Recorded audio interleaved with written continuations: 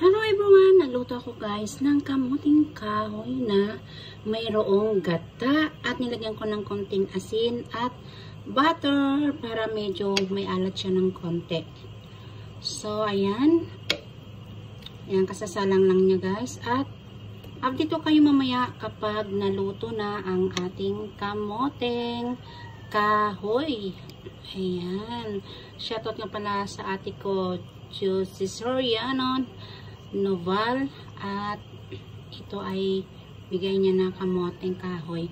So, yan lang guys. At syempre, alam ko naman na mas marami ang may gusto nito or favorite ang ganitong merienda.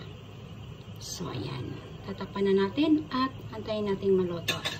Ayan. Thank you guys for watching guys. And update ko kayo mamaya kapag luto na ang ating kamuting kahoy. Ayan. Or kazaba or balinghoy, paano man ang tawag sa inyo nito, sa inyong lugar.